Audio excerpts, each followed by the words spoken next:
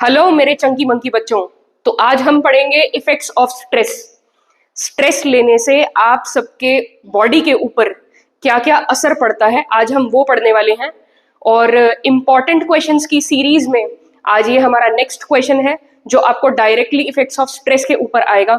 और आप इसके चारों तरीके के इफेक्ट्स बहुत ही अच्छे से लर्न करें।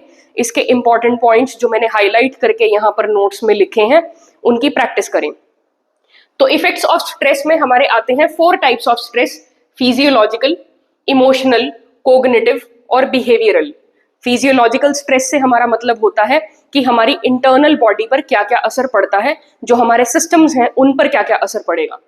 तो फिजियोलॉजिकल इफेक्ट्स में सबसे पहला इफेक्ट है production of cortisol and adrenaline. ये हमारी बॉडी के 2 हार्मोन्स हैं जिनको हम स्ट्रेस हार्मोन्स या इमरजेंसी हार्मोन्स भी बोलते हैं। और अगर ये बॉडी में ज्यादा रिलीज हो जाएं तो इनकी वजह से क्या क्या चेंजेस होते हैं वो जस्ट इससे नेक्स्ट पॉइंट में लिखे गए हैं कि हमारा हार्ट रेट, हमारा बीपी, हमारा मेटाबॉलिज्म का मतलब होता है खाने को पचाने की जो हमारी कैपेसिटी होती है उसमें चेंजेस आ जाएंगे और हमारी फिजिकल एक्टिविटी में बहुत ज्यादा चेंजेस आ जाएंगे। यानी कि अगर एक इंसान बहुत ही ज्यादा तनाव में रहता है, दबाव में रहता है, तो वो स्ट्रेसफुल होने की वजह से कुछ दबा दबा सा दिखना शुरू हो जाएगा। फिर है हमारा जो डाइजेस्टिव सिस्टम है, जो हमारा पाचन तंत्र है, जो हमारी पचाने की, डाइजेस्ट करने की कैपेसिटी है, वो स्लो डाउन हो जाएगी क्योंकि हमारे मसल्स को बॉडी एक्टिवेट ज्यादा कर देती है। उस टाइम पे बॉडी को ऐसा लगता है कि स्ट्रेस का माहौल है, तो कहीं ऐसा ना हो, फाइट और फ्लाइट रिस्पॉन्स के बारे में आपने पढ़ा होगा, तो कहीं ऐसा ना हो कि अभी फाइटिंग की जरूरत पड़े बॉडी को या फ्लाइट की, भागने की जरूरत पड़े, तो हमारे मसल्स जो होते हैं वो ज्यादा एक्टिवेटेड हो जाते हैं। इसलिए डाइजेस्टिव सिस्टम को स्लो डाउन करना पड़ता है। जो हमारे एयर पैसेजेस होते हैं लंग्स में, यानी कि जो हमारे सांस लेने की नालियां हैं, वो बहुत ही ज्यादा एक्सपैंड हो जाती हैं और जो हमारा इसकी वजह से ब्रीदिंग रेट होगा वो बढ़ जाएगा एक्सपैंड होने की वजह से। क्योंकि जिस टाइम पे हम स्ट्रेसफुल सिचुएशन में होते हैं तो वापस वही कि भागने की सिचुएशन ना क्रिएट हो जाए, इसीलिए लंग्स जो है वो ज्यादा एयर खींचने लग जाते हैं, इनहेल करते हैं। उसके बाद जो हमारे ब्लड वेसल्स होते हैं वो कंस्ट्रिक्ट हो जाती हैं, उसकी नालियां, खून की नालियां, जो ब्लड वेसल्स हैं वो दब जाएंगे। और दबने की वजह से आपको पता है जब किसी भी पाइप को भी दबाया जाए तो उससे बहुत तेज प्रेशर से निकल करके चीजें जाती हैं, वैसे ही जो हमारा ब्लड है वो बहुत ही तेज प्रेशर से निकल करके जाएगा। तो इस स्लाइड का आप स्क्रीनशॉट जरूर लें। फिर नेक्स्ट हमारे आते हैं इमोशनल इफेक्ट्स। क्या क्या इमोशनल इफेक्ट्स होंगे हमारे स्ट्रेस की वजह से जब हम तनाव लेंगे। सबसे पहले है कि मूड स्विंग्स क्रिएट होंगे, बहुत ही ज्यादा मूड खराब रहेगा, यानी कि बदलता रहेगा, कभी आप खुश रहेंगे, कभी आप उदास हो जाएंगे। तो इस तरीके के चिड़चिड़ापन, इरिटेबिलिटी, होपलेसनेस, हेल्पलेसनेस, इस तरीके के मूड स्विंग्स आएंगे। इरैटिक बिहेवियर, इरैटिक का मतलब होता है एररफुल बिहेवियर, यानी कि गलतियां ज्यादा बढ़ जाएंगी आपके बिहेवियर में। और फिर आगे हमारा alienation from family and friends.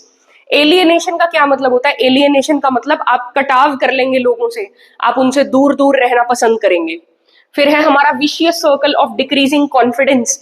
आप एक ऐसी चीज में उलझ जाएंगे कि आपका कॉन्फिडेंस धीरे धीरे डिक्रीज ही होता जाएगा। और फिर हमारी एंजाइटी और डिप्रेशन की फीलिंग्स बहुत ज्यादा जनरेट होंगी। और जो हमारा साइकोलॉजिकल टेंशन, यानी कि दिमाग पे एक दबाव, एक तनाव सा बहुत ज्यादा महसूस होगा। फिर आते हैं हमारे कोग्निटिव इफेक्ट्स। कोग्निटिव इफेक्ट्स का मतलब होता है कि दिमागी तौर पर क्या आपके ऊपर इफेक्ट्स पड़ने वाले हैं, क्या असर आएगा आपका स्ट्रेस लेने से। तो सबसे पहले होगी मेंटल ओवरलोडिंग। मेंटल ओवरलोडिंग का मतलब दिमाग पर बहुत ज्यादा बोझ महसूस होने लग जाएगा, जैसे किसी ने कुछ बहुत ही ज्यादा सिर के ऊपर भार रख दिया हो। साउंड डिसीजंस लेने की एबिलिटी खत्म हो जाएगी। साउंड डिसीजंस का मतलब होता है कि सही डिसीजन लेने की एबिलिटी आपकी खत्म हो जाएगी। आप सोचने समझने की शक्ति खो देते हैं जब आप बहुत ही ज्यादा स्ट्रेस में होते हैं।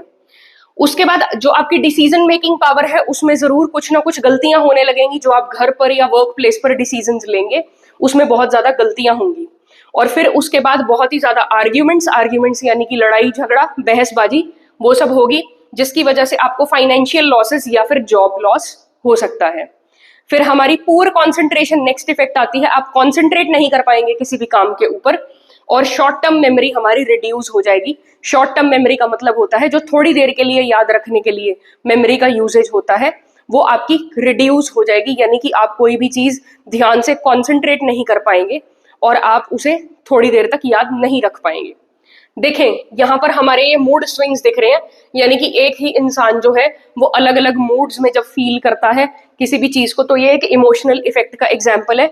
और ये मेंटल ओवरलोडिंग का एग्जाम्पल है। देख रहे हैं कि एक इंसान के दिमाग को बिल्कुल आग ही लग गई है, और कितना ज्यादा मतलब स्ट्रेस हमारे दिमाग के ऊपर इफेक्ट करता है। क्या आप ये समझ सकते हैं कि बहुत ज्यादा स्ट्रेस लेने से मैक्सिमम क्या इफेक्ट आ सकता है हमारी बॉडी पे? ये आप मुझे नीचे कमेंट करके जरूर बताएं। फिर हमारा आता है last effect, behavioural effects. Behavioural effects में क्या होगा? सबसे पहले आप बहुत ही न्यूट्रिशनल फूड का जो खाना है वो कम कर देंगे, यानी कि आप पौष्टिक भोजन अब नहीं करेंगे। अब आपका ध्यान कहाँ जाएगा कि मैं कुछ अल्कोहल कंज्यूम कर लूं, कुछ कैफीन कंज्यूम कर लूं। कैफीन का मतलब होता है कोका कोला ज्यादा कंज्यूम करूं, या फिर कॉफी रिलेटेड चीजें ज्यादा कंज्यूम करूं, कोई कार्बोनेटेड ड्रिंक ज्यादा कंज्यूम करूं, कुछ ऐसा मन करेगा। सिगरेट्स ज्यादा कंज्यूम करूं, या फिर कुछ ड्रग्स वगैरह की तरफ भी आजकल लोग जाने लगते हैं। फिर उसके बाद है ट्रैंक्विलाइजर्स का यूज बढ़ जाएगा। ट्रैंक्विलाइजर्स होते हैं कुछ ऐसी मेडिसिन जो इंसान को पीस गिविंग होती हैं, जिनको हम साइकोलॉजिकल डिसऑर्डर्स में यूज करते हैं। तो वो पीस गिविंग मेडिसिन लोग यूज करना शुरू करेंगे और उनके लिए एडिक्टिव भी हो जाएंगे। नींद की दवाइयां, वो एडिक्टिव हो जाने की वजह से आपका जो कोऑर्डिनेशन है वो बॉडी का पुअर हो जाएगा। कोऑर्डिनेशन का मतलब होता है सारे काम काज करने का। जब आप उठते हैं बैठते हैं, ये सारी की सारी बॉडी एक ही साथ एक मैनर में काम करती है, तो वो कोऑर्डिनेशन आपका चलने फिरने उठने बैठने का खराब हो जाएगा।